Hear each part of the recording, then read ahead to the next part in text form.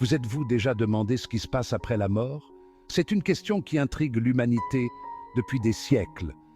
La Bible, un livre rempli de sagesse ancienne, offre des réponses fascinantes. Elle nous dit que la mort n'est pas la fin, mais une transition vers une existence différente.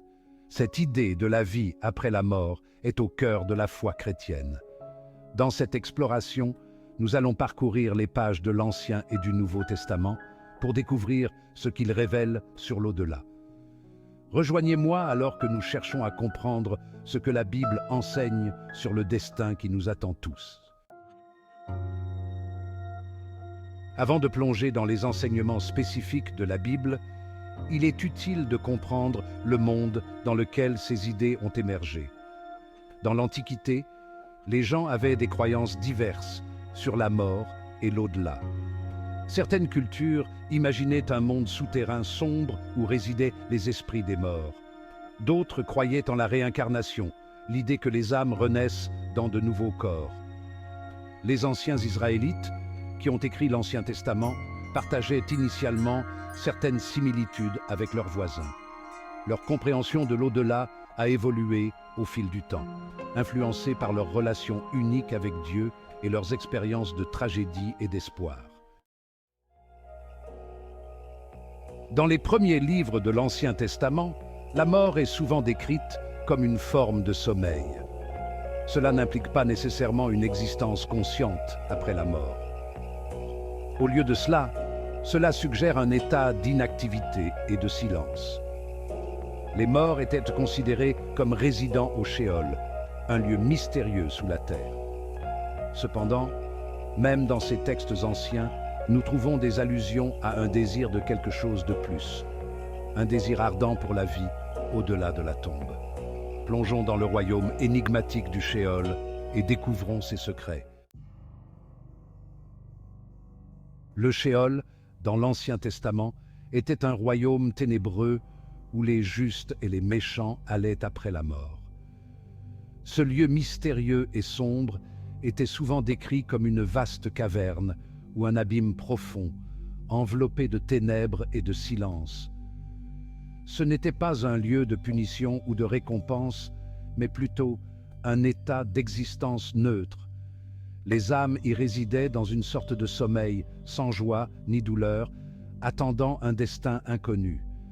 Job, un homme qui a subi des pertes et des souffrances immenses, a crié à Dieu, « Ah, si tu voulais me cacher dans le séjour des morts, m'y tenir à couvert jusqu'à ce que ta colère soit passée. » Job 14, 13.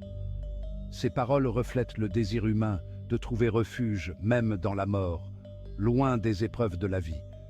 Cette compréhension de l'au-delà peut sembler sombre, mais elle reflète les luttes du cœur humain pour saisir les mystères de la vie et de la mort. Les anciens voyaient le Sheol comme une étape inévitable, une partie du grand cycle de l'existence. Même au milieu de cette incertitude, les auteurs de l'Ancien Testament ont commencé à exprimer un espoir croissant pour une résurrection future, un temps où Dieu rendrait la vie aux morts. Cet espoir de renaissance et de rédemption a apporté une lueur d'espoir dans un monde souvent perçu comme sombre et sans fin. Au fur et à mesure que l'Ancien Testament se déroule, nous assistons à un changement progressif de compréhension. L'idée de la résurrection, un retour à la vie après la mort, commence à prendre racine dans le cœur du peuple de Dieu. Le prophète Daniel, par exemple, a reçu une vision puissante d'un temps où beaucoup de ceux qui dorment dans la poussière de la terre se réveilleront, les uns pour la vie éternelle, les autres pour l'opprobre, pour la honte éternelle. Daniel 12, 2. Ce passage fait allusion à un jugement futur, à une séparation des justes et des méchants. Ces lueurs d'espoir dans l'Ancien Testament ont ouvert la voie à la révélation plus complète de l'au-delà que l'on trouve dans le Nouveau Testament. Avec l'arrivée de Jésus, la compréhension de l'au-delà prend une toute nouvelle dimension. Jésus a parlé avec autorité du ciel et de l'enfer, d'un jugement futur et de la promesse de la vie éternelle. Il a déclaré « Je suis la résurrection et la vie. Celui qui croit en moi vivra, même s'il meurt, et celui qui vit et croit en moi ne mourra jamais. Jean 11, 25-26. La résurrection de Jésus d'entre les morts est devenue la pierre angulaire de la foi chrétienne, démontrant que la mort a été vaincue. Explorons la réalité pleine d'espoir du ciel, telle qu'elle est révélée dans les enseignements de Jésus.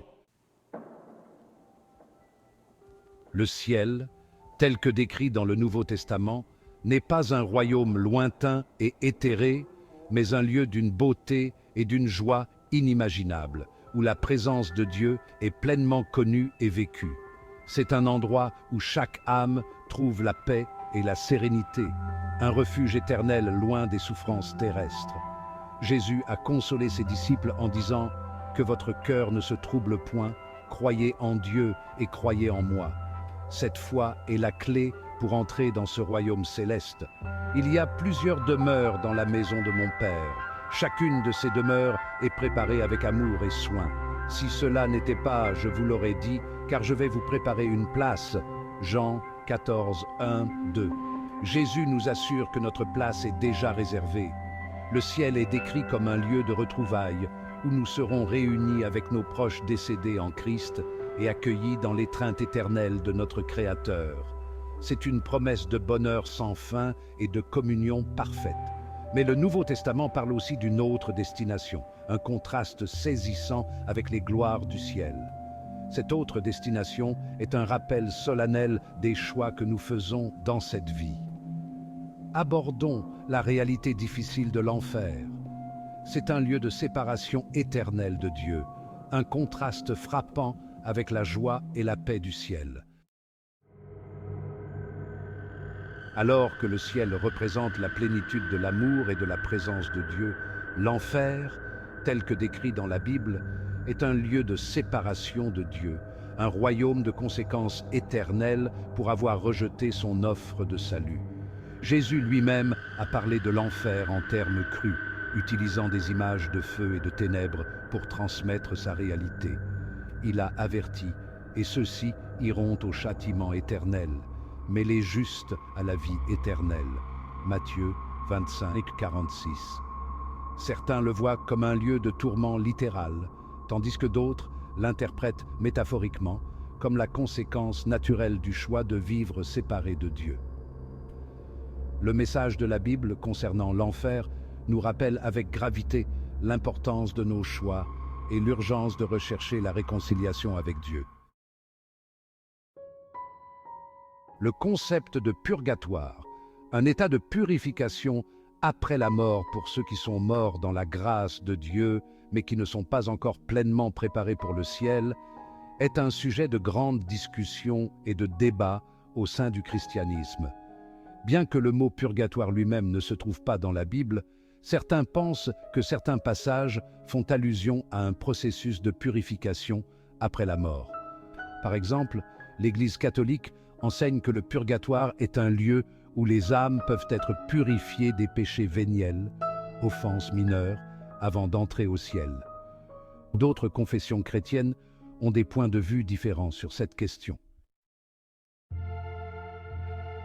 Les enseignements de la Bible sur l'au-delà, bien que complexes et souvent difficiles à saisir pleinement, nous offrent une perspective profonde sur le sens de la vie et l'urgence de nos choix.